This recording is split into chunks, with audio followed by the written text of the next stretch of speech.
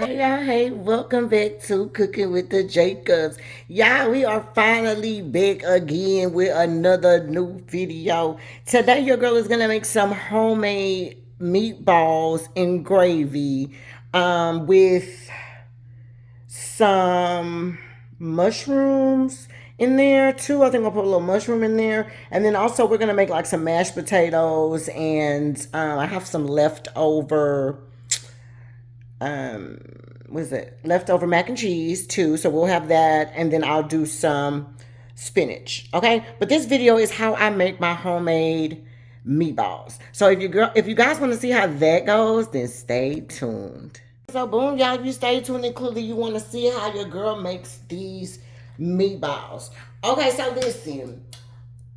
Um, it's been a minute. Your girl has some ground meat in the freezer. Okay, we're trying to, use our stuff from the freezer. So I found some ground meat that I was able to piece together. So this might be like a pound and a half, no more than 2 pounds. I would suggest at least having about 2 pounds, if not more. Okay, depending on how big you want your meatballs to be. But I feel like this should be okay. I don't want to make a great big situation because we just need it for a couple of days, but it is what it is. So I have my regular ground meat. This is probably some 80/20. Use whatever you want. I have 1 pack of my Lipton onion soup mix. I got 2 eggs. I have, probably about 4 cups of celery.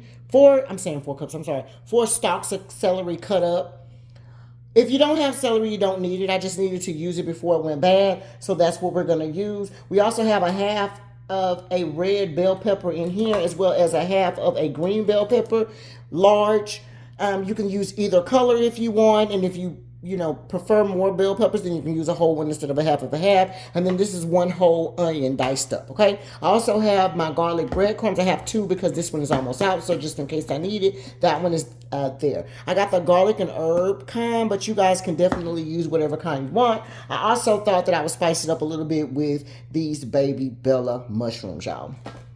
Okay, so that's what's going on with it. I forgot that W sauce. So yeah, you're gonna need a little bit of that. Okay, so let's get started. I'm gonna show y'all what I do to make these, and then we'll show you how to get cooked. Now I'm just gonna that probably was about 2 tablespoons maybe of that W sauce. Okay. I'm only gonna use a little bit of this onion because that onion is actually for me to cook with. So I use a little bit of that onion. I'll use a little bit of the bell peppers as well, and then a little bit of the celery.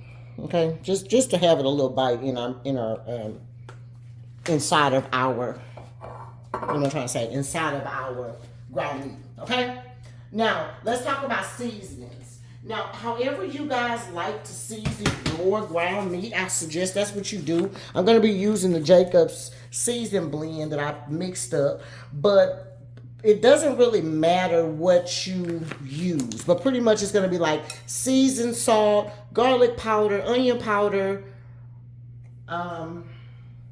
black pepper, stuff like that. But whatever you like in your ground meat, let's just sprinkle it on there a little bit, okay? That's how we're going to do that. And then also, we're going to use this 1 pack of this Lipton onion soup mix as well. Okay? And we're going to pour that whole pack in there. Okay? I got the gloves over to the side because we're definitely going to need our gloves to get down and dirty in that situation too. I don't know if I'm going to need 2 eggs or 1, but we're going to start with the 1 because I also have breadcrumbs too. So I don't know if I'm going to need the 2 eggs, y'all. And then 2, on the cool, if you got the breadcrumbs, I found that you really don't need that extra egg, y'all. Honestly, if you got breadcrumbs and your stuff is lubricated enough, I feel like it should be okay. Especially if you add a little bit of olive oil in yours or avocado oil or whatever. That's what I'm gonna do. I'm gonna add a little bit of avocado oil just so it can stick on my hands.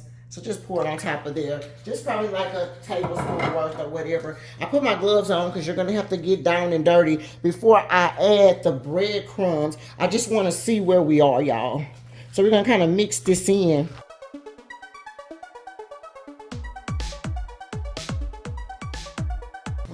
Since I mixed it up, I'm put a little bit more seasoning in there. But of course, if you guys would have put at least a teaspoon of each one of the seasonings that you want to use in your meat, and you should be fine. Okay, we're gonna do that, and I did that with my clean hand. We ain't gonna use this hand that got all this stuff in it. We're gonna open up this breadcrumbs, and we probably got about a fourth of the tube left. I'm gonna put this in here, and then we're gonna mix it up, and we're gonna see where we are. That may be all that I need. I don't want it to be super breadcrumby, y'all. I like that consistency of the meat. And plus mine sticks together, so it's not a big issue, okay? Remember that breadcrumb is garlic and herb, but you feel free to use whatever you want.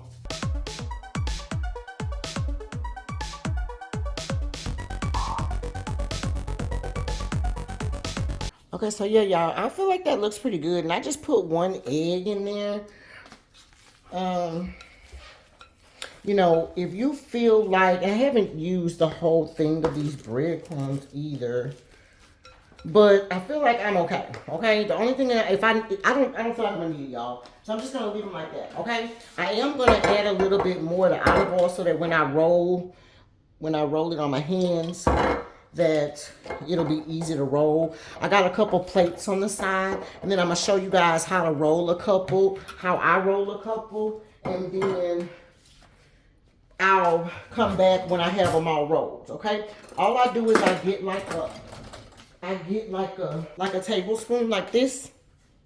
Okay, and I normally just pick it up like about that much, because you want the balls to be pretty, you know, what am I trying to say, like, you don't want them to be too big, but then you don't want them to be too small, so you want them to be like a good size. And I just roll them in my hand. Okay, I just scoop them out and just roll them in my hand to kind of form them how I want them. Okay, and that's pretty much how it's gonna look, y'all. Okay, so I roll another one. So we're gonna just take my little scoop, and any of that excess that's kind of extra too hanging out there, you just kind of want it a little bit heaping. Okay, put it together and just roll it. And then again, that avocado oil that I have on here is helping to, you know, kind of mold it or whatever. Okay, and you just roll it into a little perfect ball, or as perfect as you can get it. Like that, y'all. Okay, and then we're gonna finish rolling all of these up, and then I will be right back. Okay, y'all, so this is how it looks right here. I think I got like about 19 or 20 of these balls, but however much meat you have, then just roll them. Okay, if you feel like these balls are too big, then you can always, because some of them I did do a little big, so I probably could have made it into one. Like, you know, a couple of these are kind of big. You really kind of want them that size, but remember they shrink down as you cook them, so I wouldn't worry about it. But if you had, the other thing I was going to say was I only put one egg in there because I just felt like I didn't need to. And then the binding of this breadcrumbs, I had one egg and then the breadcrumbs, but I only added not even the whole fourth. So it's a little bit less than a fourth of a cup left, a fourth of the situation here. This is a 15 ounce. So it was about 1/4 of the thing left in there, and I didn't use the whole fourth of it. It's probably like a little bit, you know, maybe like to right here, y'all. Right there, like super duper low. I almost used the whole 1/4. So really and truly, if you feel like this don't have enough breadcrumbs on it, the whole 1/4 of that would have been perfect for y'all. Okay. The other thing I did was I just take my little spray bottle right here that I'm using. I had some oil in it, and I just lightly sprayed the top of it, because what we're going to do is we're going to brown this right here in our other pan on the stove. So y'all meet me on the stove. The other thing is if y'all got some sides going on, like some potatoes in my case, and the mac and cheese, you might want to get started on that now. All right, y'all, so we are over here at the stove, And we have us a clean pan, okay? You can use a pan, you can use a pot, you can use whatever you want. Just make sure that you use something that's big enough to handle your gravy and everything that you're trying to do, would be my suggestion. So yeah, that was nothing but water in the bottom of that pan. So we're gonna just wipe that out. I'm gonna put some olive oil onto my pan, as well as I have like about 2 tablespoons of butter. Okay, and we're just gonna fry up our meatballs. Okay, you really only need enough olive oil probably to coat the pan. You know that the ground meat will make its own gravy, if you will. So yeah, well, we'll make its own juice is what I'm trying to say. Okay, so let's see here. We're gonna do this. Hoping I can use this. We got our fire. Let's put our fire on medium. Between the medium, let's do medium. Yeah, let's do medium. Medium is probably okay. Medium fire should be okay, because you don't have to cook them that fast. You just kind of want to brown them. You want to brown them on all sides, though, y'all. That's the other thing. You want to brown them on all sides, okay? So here are your meatballs. You're just going to place them in there. I'm going to turn my fire between the medium and the high, because I just want it to start sizzling. I don't want it to get too... I don't want it to be, you know, it needs to sizzle. Alright, so you're just going to put all of these in there. So boom, you got all your meatballs in there. You're just going to cook them on each side, okay? Cook them for about 2 minutes on each side, and then flip them over, okay? Yeah, so boom, that is it. Let's go ahead and take these out. Don't worry about that foam that's down at the bottom. You're definitely going to need that, because you're going to cook your vegetables with that. So boom, so to all of this stuff right here, we're gonna add those celery. We have the 1/2 of a bell pepper red and 1/2 of a bell pepper green. We have 1 whole onion diced. All of these are the same measurements except for that little bit that we ended up using when we mixed it into our food. Okay, we're gonna get us a spatula, and what you're gonna do is you're gonna move that stuff on around. Okay, I also want to put a little butter in here. Hold on 1 second, let me grab it. Put our fire on medium. Okay, so add your couple of tablespoons of butter.